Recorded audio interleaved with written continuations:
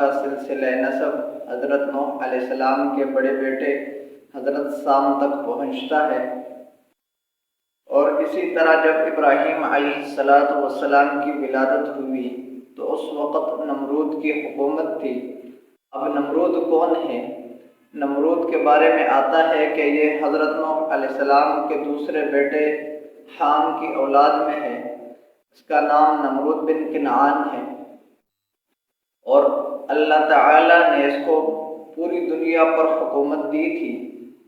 4 بادشاہ ایسے گزرے ہیں جنہوں نے پوری دنیا پر حکومت کی ہے، ان میں سب سے پہلے یہ نمرود ہے، اور یہ بہت ہی ظالم جابر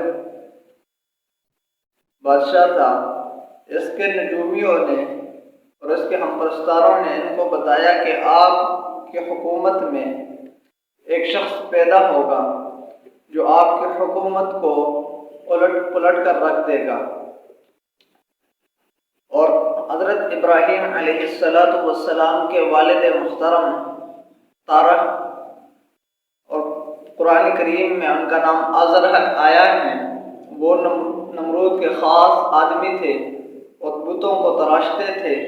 تو ان کے ہاں بیٹے کی جب ولادت ہوئی تو نجومیوں اور ساحروں اور جادوگروں سے پتہ چلا کہ یہ وہی لڑکا ہے جو نمرود کی حکومت کو گرائے گا۔ تو حضرت ابراہیم علیہ السلام کے چاچو ہاران کی وجہ سے آپ کو ایک غار میں چھپا دیا گیا، اور آپ کی بجائے کسی دوسرے چھوٹے بچے کو ان کے نمرود کے حوالے کر دیا گیا۔ بعض روایات میں آتا ہے کہ یہ روایت اتنی قوی نہیں ہے، بلکہ تاریخ نے اپنی بیوی اور اپنے بچے کو کہیں پر بھیج دیا تھا کہ وہاں جا کر بسے، اور حتیٰ کہ جب تھوڑا بڑا ہوا اس کے بعد وہ تشریف لائے۔ تو اس طرح مختلف روایات ہیں۔ اس کے بعد جب ابراہیم علیہ السلام اپنے شہر بائبل میں پرورش پا